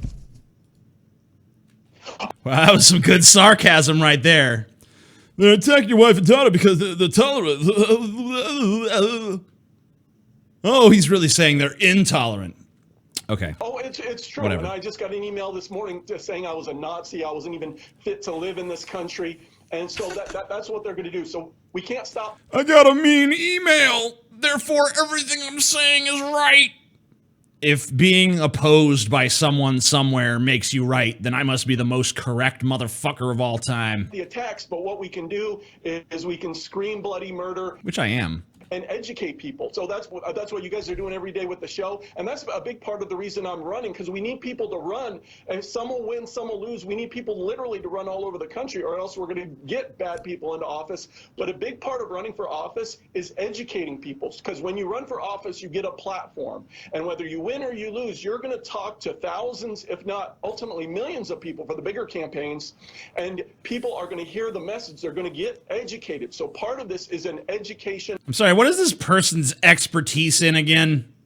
Process of what we're trying to do, get the truth out. Process, now, right. As far as fake Trumpers, we're just going to have to try to weed them out the best we can, but we know who Omar Navarro is. Why the fuck? It's embarrassing enough to be a Trumper in the first place. Why would anyone fucking want to be a fake Trumper? What objective could there be? I'm going to be a fake Trumper to make the Trumpers look bad. That's dumb. They already look bad.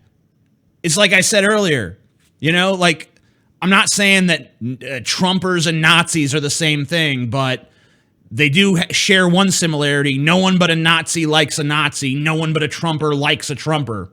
They kind of suck. And also, I don't even use the term Trumper, which that term alone sounds derogatory, but I actually prefer the more derogatory term of Trump-tard. That's what I usually say when I'm talking about someone who worships at the altar of Trump.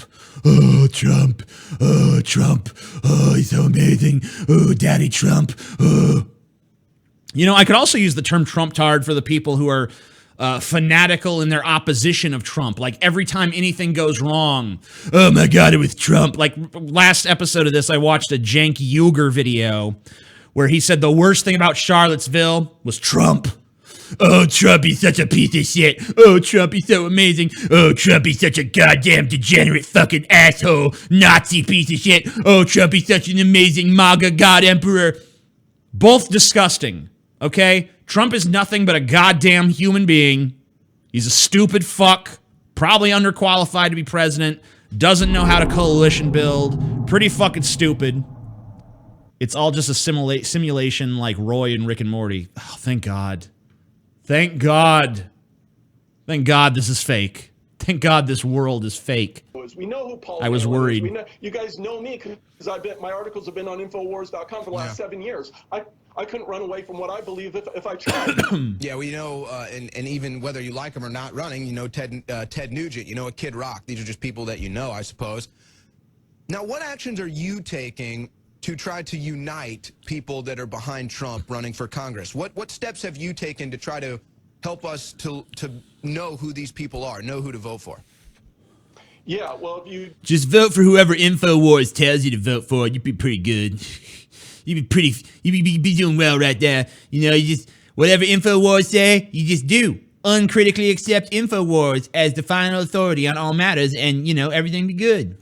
go on Twitter and you go under Team Trump, but that's one of the hashtags that we're trying to use to get us all together to unite Team us. Trump. So if you guys want to go spam a Even before I started hashtag, running, back in May, if you go fucking back and look on the go make Team Trump. economicblog.com, I Even was more urging ridiculous than it pro-Trump actually is, candidates which to is run probably all over a the tall country. order. And so I've been hearing some people from across the country that are even running on the local level under a pro-Trump banner. So I've been actively, not just with my websites, but on radio and television all across America, trying to recruit pro-Trump candidates to run. Because the big problem is we don't have enough of us yet. Yeah, we got a few. We got Omar Navarro, Paul Newman. So the idea here is that Trump can't accomplish shit right now because there's too much opposition with his own party. But us pro-Trump people, we gonna fucking put some more pro-Trump people in there, and then Trump's gonna have the regime that he needs to really institute his vision for America. And then in his second fucking term, that's when he's really going to make America great again. This first term is almost like a practice term, you know? It's like a practice. We're going to get more Trump people in 2018. We're going to get more Trump people in 2020. And then in 2020, that's when you're going to see the real fucking Trump, okay? All the stuff he's been promising, that's when it's going to happen. You got to give him a second term because he needs 4 years to acclimate himself. Trump's slow to start, but once he gets rolling, it's the Trump train, baby. It's like Trump. He just runs over those fucking Democrats, those Antifas. All these fucking scum fucks on the left are just going to be fucking puddles of fucking gore on the side of the Trump train, baby, as he fucking tears this country a new asshole and then plugs it up with fucking infrastructure and a wall and all the things he's promised you, and he's going to make America great again, and everything's going to be okay. It's all going to be okay now. Once he gets his second term in 2020, once he gets the right people in, because right now he just doesn't have that. It's fucking tragic, you guys. What a fucking fantasy. What a fucking delusion. So here's another right-wing retard. Right-wing commentator says he's been admitted to Auburn, will transfer in the spring. Okay, so look at this guy. All right? Look at him. I'm going to make him bigger. Let's biggin him. Embiggen this fucking person here. There he is. Look at him. Look at this fuck. Okay? Yeah, there you go. So here's his statement. Now he's getting kicked out. He's not getting kicked out, I guess. He's received death threats because he marched in Charlottesville with the Unite the Right people, and now he's going to Auburn, and he's a 19-year-old and whatever. Listen to his statement. You can call us racists, white supremacists, Nazis, and bigots. You can disavow us on social media from your cushy campus reform job. But you will not replace us. The rootless transnational elite know that a tidal wave of white identity is coming. Because that's what we need. More identity politics. More groupthink. Less individualism. I'm not a person. I'm just my fucking group. All I am is white. Forget about my actual feelings. Forget about looking inward. Forget about looking around me. I'm white!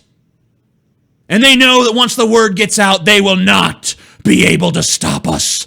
The fire rises. What are you, fucking Bane? The fire rises? Look at you.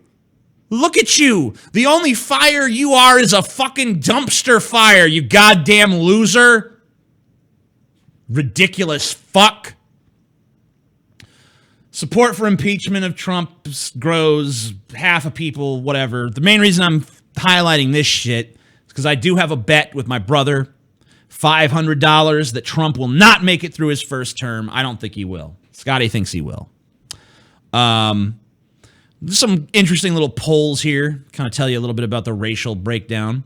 So this is blue for Donald Trump, green for George W. Bush, and orange for Ronald Reagan. Favorability of Republican presidents by race. So all Americans, 38% think Trump's good. 53% think George W. Bush is good, which is a goddamn travesty because he was awful. 65% think Ronald Reagan was good, which I feel pretty similarly about Reagan as I do about Bush. Also a dumb fuck. Why are all the Republican presidents dumb fucks? I just noticed that. I mean, they're all fucking stupid. And they get dumber and dumber. Reagan was stupid, but Bush was dumber than Reagan, and now Trump is dumber than Bush. Holy shit. What a strange pattern. And they seem to get less and less popular also, although there was a time when George W. Bush's popularity was not at 53 at all. But, you know, history It hasn't really been kind to him, but people's short attention spans and short memories have. So of white people, 46% think Trump's okay. 59% think Bush is good, and 72% think Reagan is fucking basically Jesus. Of black non-Hispanic people, only 16% think Trump is worth a fuck. 34% think George W. Bush is worth a fuck, and 49% think Reagan was worth a fuck. Hispanics, it's 21 for Trump, 47 for Bush, and 50 for Reagan. So, Trump is pretty much last across the board. Reagan's pretty much on top across the board. Bush is kind of in the middle. I don't know why so many fucking white people think that fucking George W. Bush is worth a shit. 60%? Really? That fucking war criminal scumbag fuck that got us into fucking Iraq on false pretenses and killed a bunch of people and wasted a bunch of money? That fuck? 60% of us are like, yeah, he was okay. No, he wasn't. He was a piece of shit. Are you kidding me?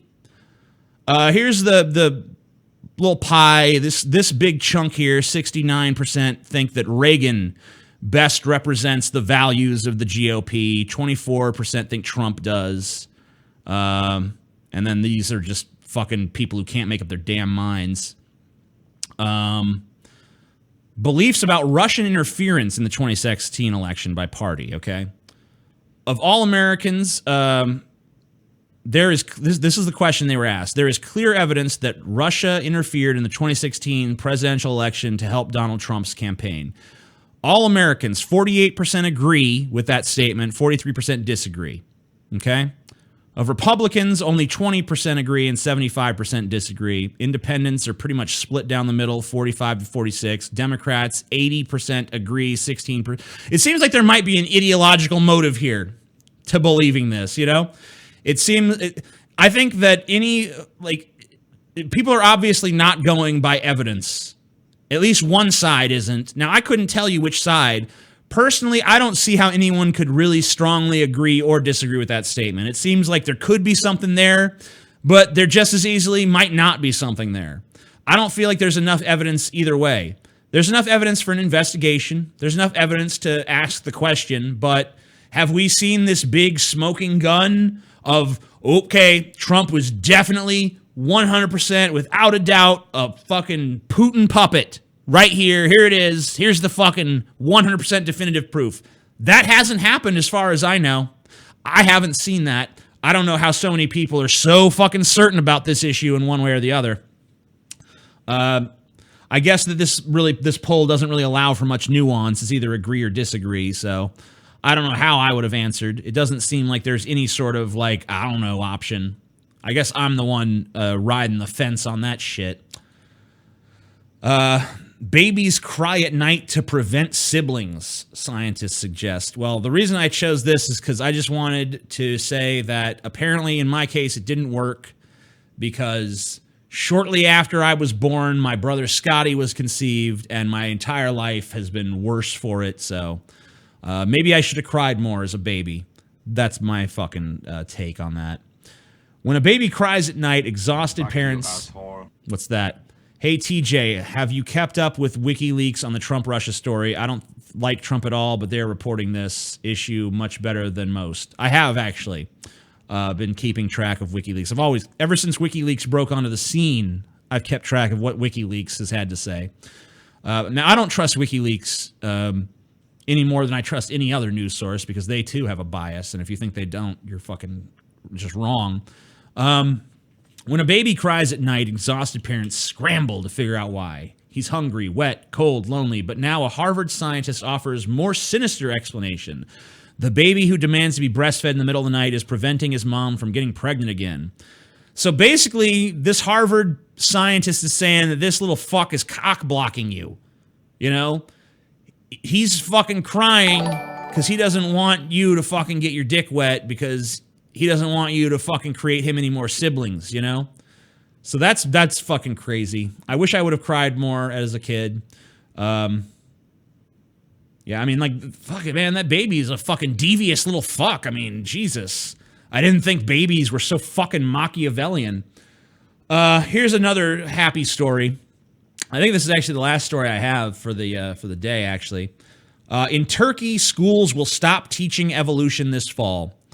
So what was once probably one of the less religious fundamentalist of the Muslim countries is now just an ultra-fundamentalist fucking Muslim country that has turned its back on science, and they're no longer going to teach evolution. They're no longer going to teach something that has scientific evidence backing it up. They're no longer going to teach why there is the diversity of life on Earth that there is. They're not going to teach where we as a species actually came from. Instead, they're going to teach a fucking fairy tale. They're going to do, they're just, they've become a theocracy, much like everywhere else in the fucking Middle East and stuff. Any other Muslim country. That's why it kind of goes back to one of the paradoxes I was talking at the very beginning of this fucking episode, the freedom of religion paradox. Because this is what happens when Islam takes control. They fucking will not accept anything less than a fucking theocracy, because Islam is not just a religion, it's a system of fucking governance. And if they're not in control of the government, then they're not satisfied. And we can't allow that. A theocracy is antithetical to the values that we as Americans fucking cherish. And by anyone's definition, I would hope. So fuck that shit. Now I'm going to... I'm going to fucking go into, oh shit, that's not what I wanted. I get rid of this, I'm going to get rid of this, get rid of this, get rid of all this shit. Okay. Didn't want to get rid of that, actually. Get rid of everything. What do I want? I want me, and I want Streamlabs. This is for all you Streamlab people. If you want to give me a fucking tip, now's the time. Now's the time when my attention. I guess I should put I can put the chat back up as well. Hey chat, how you doing? But this is all you Streamlabs. I've made you big. You'll fill the fucking screen now. So let's fucking do this. Oh yeah. And once again, you could do that by going to fucking streamlabs.com/theamazingatheist. Or if you want to give 30% to Google for some reason, you can use the super chat system here on YouTube. Let's see what the chat's got to say. Religion of Pieces. Happy birthday, TJ. It's not my birthday, so I don't know what you're saying. Oh my God, what the fuck is happening? Oh, it's lots of things are happening, don't you know? It's like Donald Trump's soul, nothing but darkness. Hello, darkness, my old friend. I've come to talk with you again. Because a vision softly creeping left its seeds while I was sleeping. And the vision that was planted in my brain still remains. Everyone's racist. I got all these weird filters. We could do that. Little filter time. Yeah. What's my first name? My first name is Thomas. I've never gone by that, though. Nobody giving him a tip. This is a common occurrence.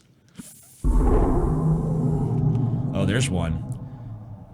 Igor has donated $6.66. Hail Satan! Hail Satan! Good times. DS9 rocks. Joe Radar has donated 666, the number of the beast. I'll sing all I want, bitch. Sing all I motherfucking want, you faggot. TJ the Tank Engine. Oh yeah. TJ, can I eat your ass? Papa Smurf, can I lick your ass? Yeah, lick my ass, bitch. My answer's the same. I love you, TJ. Heart. Beautiful hearts. Beautiful puppies, beautiful jiggly asses on the screen, ladies and gentlemen. Yeah, baby. Let's. Man, I hate to see her leave, but I love to watch her go. Yeah. Cynic 666. Thank you kindly. Who's abandoned hope? Raise your hands if you've abandoned hope, ladies and gentlemen. Raise your hands if you have abandoned all hope for this species. Raise your hands in the motherfucking air, bitch. You know it. I know I have, long ago. Fuck you, asshole. Long ago and far away. Here's some money, TJ. Keep up the good work. Oh, yeah. A fine comment over a fine booty. You gotta love it. Man, look at that. Those fucking creases under those cheeks. Oh, my God. Oh. Talk about gay Dumbledore. I don't want to. The social justice song was hilarious. What is that? What social justice song? Hello, social justice, my old friend. You've come to censor me again. Demonetize my videos. Fuck you, asshole. We must construct additional pylons before we leave Afghanistan. Fuck those pylons. I don't want it. Fuck your pylons, bitch. Stick those pylons on your nylons. Oh, yeah. What if Dumbledore isn't gay? I'm tired of this filter. Whoa. Echo. Shit. What about this one? Just a faster echo. What about this one? Wow, that's a real slow one. Hello? What the fuck is going on? Yeah. Are any of these not echoes? All right, enough of the echoes. Actually, it's not 666, but 616. The number of the beast. Yeah. I want to shove my 1-incher in her butt. An intelligent comment from a savvy user of the YouTubes right there, ladies and gentlemen. This is kind of beautiful. Yeah. You haven't abandoned hope? What the fuck? Thanks, Philosophy Bird. You're a sexual being. I love you. You're one of my favorite people. I'm awesome. Yeah. Thank you. Turn on the echo and scream into the mic. All right. I guess I could do that. Well, you got to donate if you want me to do that. I'll do it. Fuck it. I'll do it for free. Whatever. I'm not a total whore. Hello? That's a good echo. Ah! Ah! What?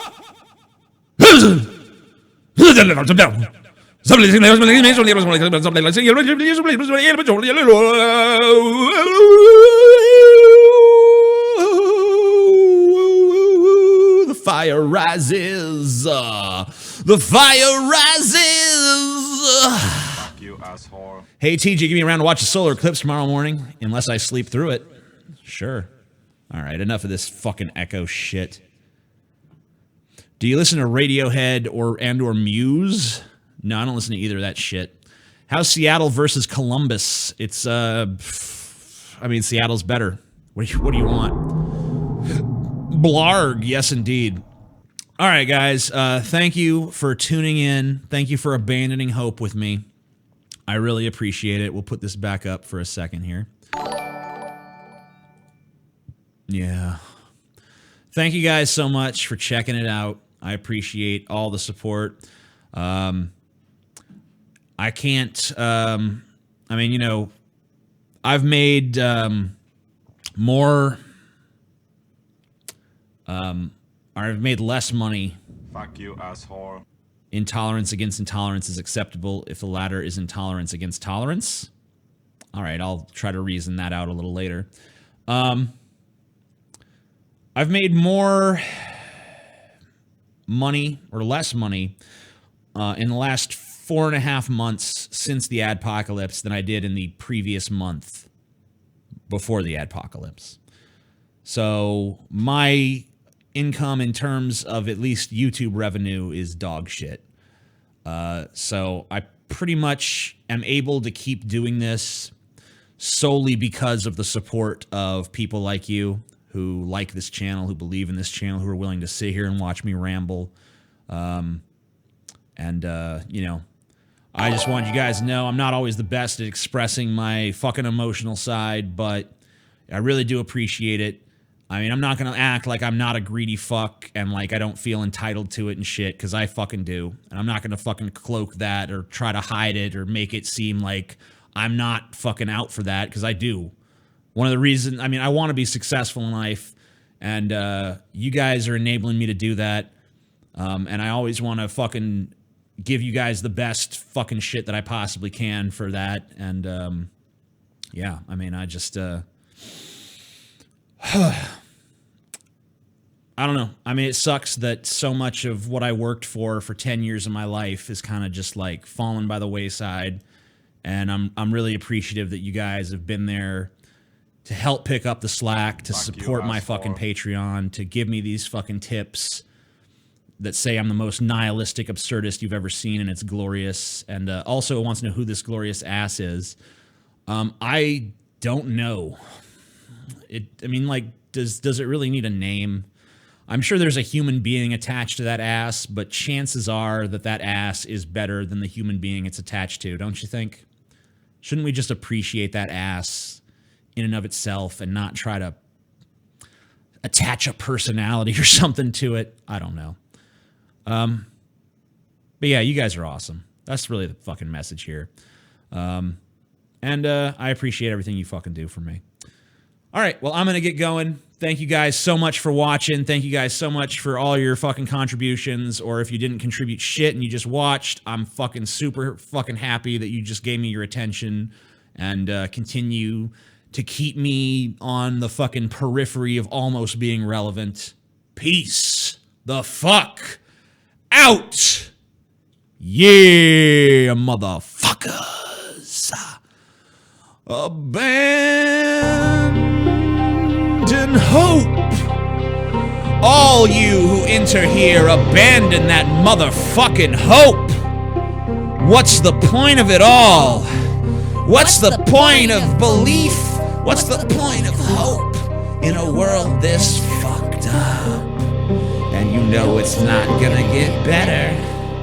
You know it's just gonna continue to be total fucking dog shit awful. But at least we got each other, right? Yeah. At least we got each other.